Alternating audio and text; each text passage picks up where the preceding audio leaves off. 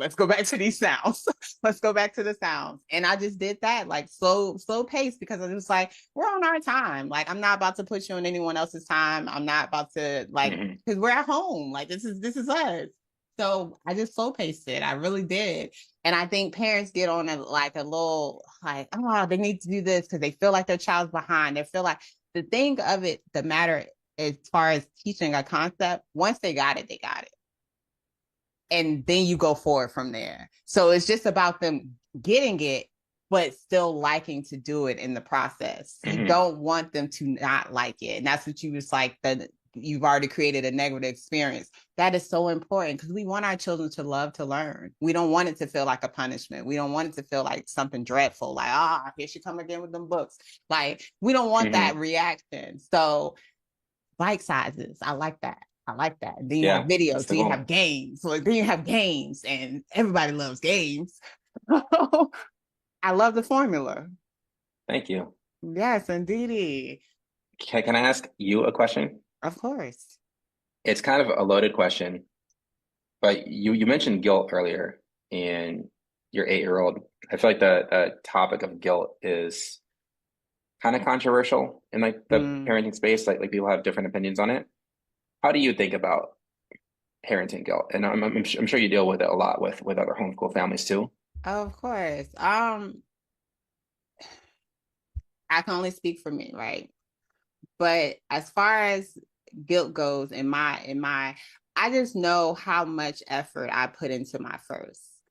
I got caught up in the world with my second because it became a survival thing because I was not prepared for her. It was like, Hmm. it's like, shucks. Oh, this is different. Like, you see that commercial where it's like, oh, first child, don't touch her, don't breathe on her. Second child, here, Yeah. you hand it to the dirty mechanic and stuff like that. Yeah. So it's just like that is where, like, I tell them, because first of all, my oldest is 11 and she's so territorial and she always talks about like me, like she adores me and wants all of me to herself all the time. But I tell her, lovely, you had me as the only child, you experienced that, like, this is something that Morgan would never experience. She's never experienced me for herself, like, in the regards that the 2 years I put out. I got a baby book where I started journaling to my oldest when she was still, like, when I first found out I was pregnant, which was Mother's Day, Hmm. ironically. I started writing a journal for her, for my second child. Like that's the type of things I think about, and that's the type Yeah. of, like, the guilt that I talk about, because, and by no means Morgan's amazing. Like, her, like, how she's grown over the past 4 years is spectacular. But her speech, in regards to like how clearly or not clearly she was talking at 3, pushing 4, I felt like that was me. I felt like I didn't give her enough time because of me being in the classroom still. Hmm. Because, like you said, like, whereas you only had 28 on your roster, I was in high school level at that time, and I had 141 kids. Like, so it's just like, That's and I wish I could have did home visits. I wish I could have did. I used to take, oh my, we're not gonna go there because we're already pushing our hour. But it was a teacher guilt as well as a parenting guilt. It went together. And I just did an interview yesterday where I was telling her, I said every year at the beginning of the school year, I would go into the faculty meeting and be like, okay, time to start ignoring our kids, and pay attention to other people's kids. I would say that every year because that was my reality. Like, yeah. okay, I just had this great summer with my kids and we spent so much time. We did all this, da da da da. But now I got to go drop them off at daycare and not pick them up until about 5 or 6, and have a good 2 hours with them at nighttime, and then do it all over again every day, Monday through Friday. That hurt me. That hurt. I used to cry a lot. I'm a crybaby. I used to cry a lot. Okay. And so when the shutdown happened and I was able to resign respectfully, kind of, Hmm. it was different because, okay, now y'all got me, and this is what I planned, because I talked about homeschooling before I had my kids. I used to always say I was going to homeschool my kids. I was in my early 20s talking about I was going to homeschool my kids, like, because I just did not want them to be in that system. So that was the guilt that I carried. Like, I was, this isn't even what I'm supposed to be doing. Like, I've said this, like, I knew I was supposed to be homeschooling my kids, but I don't know. I wasn't encouraged to bet on myself at that time. I don't know what it was, Hmm. but once I got to sit with myself for a while and then, be more a part of their educational journey in that sense, it was like, oh yeah, no, we're doing this. We about to do this. And so I'm healing. Look, I'm healing my guilt one day at Yeah. a time. Yeah. But it is present. It is a thing. And my 8-year-old is so understanding. Like she's me and her are a day apart. So she's a little Libra like me. And so her level of understanding is well beyond her age. And I appreciate her for that because her love is definitely unconditional. So it's just me understanding. And it's like, okay, what I'm gonna do for this journal that I got for Kennedy and I ain't got for Morton. Hmm. Like I'm still trying to figure out what I'm gonna do about that. But Yeah. but yeah, so I know that was a long answer, but Yeah. I appreciate it. I feel like I've heard a lot of people. I'm kind of in like the mommy toddler space on Instagram. And so I like hear and see some of the voices, and I think guilt is portrayed often as negative hmm, and something to get rid of. And I think guilt can be positive and it can be negative. And if at this age I'm 34, I've had my dad for 34 years. If there's hmm. nothing he like doesn't feel guilty about as a parent, then I'm kind of like, did you love me? Like, did you care about me? Like seriously, like you can't be a dad for 34 years and not have made mistakes that you feel bad about. Indeed. And he does. He has things that he feels guilty for, and he has mistakes that he's made, and we've talked about it, and he's tried to make them better. And for my son, it's like I can't have a 6, almost 7-year old and not have points in his life that I don't feel guilty about. Like there's things that I've done, there's interactions we've had that I feel bad about. And if I didn't, then I would seriously question my connection, my love, my involvement, my care for him. Like guilt is a positive emotion. We don't evolve to this point and not have emotions for a reason. I Hmm. think the point to me where it becomes unproductive is where we don't act on it. So if Yeah. I if I'm sitting in guilt and I can't sleep and I'm frustrated, it's affecting all these other things. I've had nights like this, and I don't do anything differently the next day, then it doesn't help my son. It doesn't help me. Not great. But this idea of like let's just like push all guilt to the side and like not feel bad as parents, like parenting is really hard. Hmm. It's really really hard, and because it's hard, we don't push the negative feelings away. We have to embrace them and say, how do I get better? So I see it as like a really meaningful feedback loop. Obviously, I don't want people to sit around feeling guilty. I also don't want people to be doing a bad job and sit around I'm good. It is Like what it no, is. no, like do better. Honestly, and to me, it's almost refreshing to hear you say, I feel like I did this thing poorly or not as well as I could have, and I feel bad about it. I'm trying to think of how to make it better. Indeed. Like that to me should be the story of parenting. It's like, oh, I like messed this thing up, and I feel kind of bad, and I'm trying to figure out how to do better today. Like that's it. Like that's if we did that every day, here's the thing I'm doing better today, we would all be much, much better at our roles, Indeed. me included. Indeed. Yes, no, I love that. And thank you for putting it that way.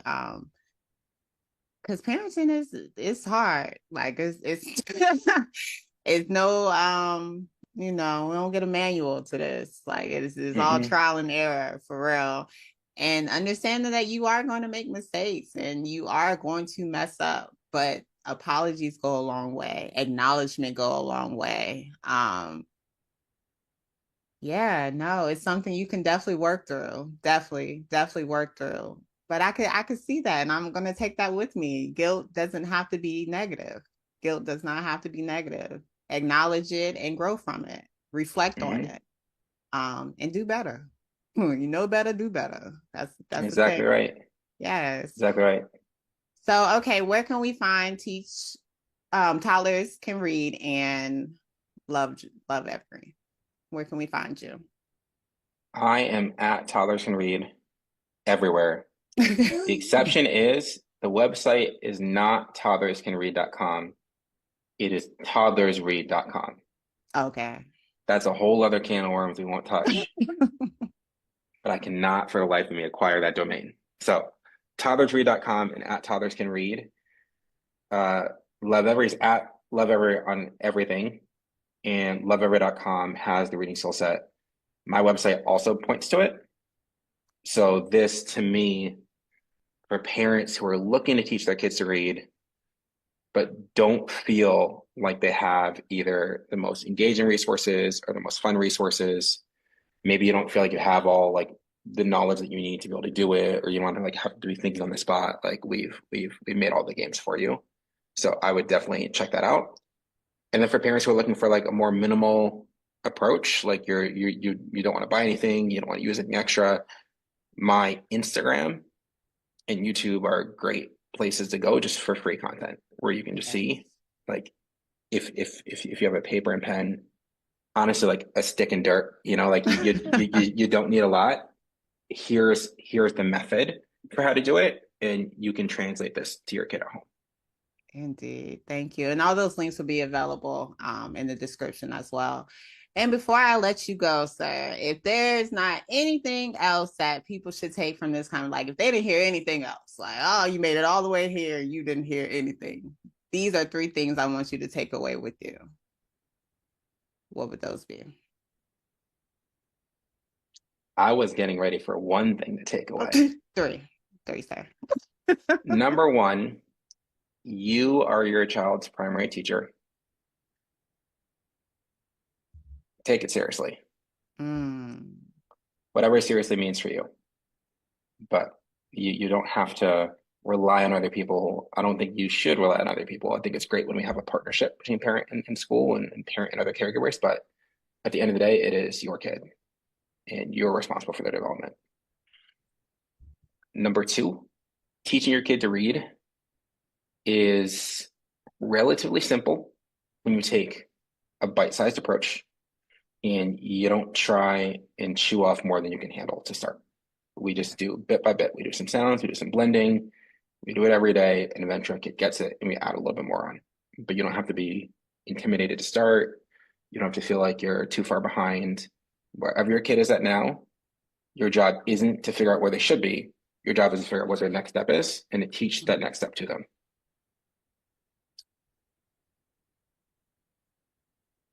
Number three,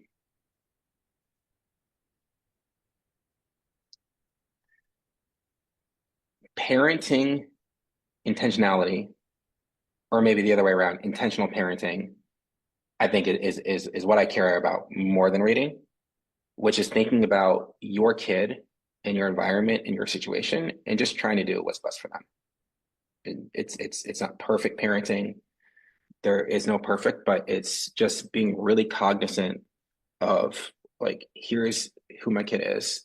Here's kind of what I want them to be and what I want them to have access to in life and experiences I want them to be able to have. And here's my best guess on the path to get them there. And consistently trying, reflecting, to your point, apologizing, talking to, adjusting along the way. There's a lot of randomness in parenting, and I do this sometimes too. And I'm working on it where you just like get up, you don't really have a great plan for the day, and you kind of do this or do that. But like, I think as much as possible, whether you're teaching your kid to read or not, to me, the kind of marker and indicator of like my success as a dad is like, am I being intentional about what I'm providing for my sons? And if I'm being intentional and I'm reflecting, I'm using those different emotions and the joy and the guilt and all these different things to try and do better for them, then I think I'm doing the best job I can do. And that's what I would hope that everyone else is doing as well. Oh, yes. I'm going to leave it at that. Hey, homeschool your kids.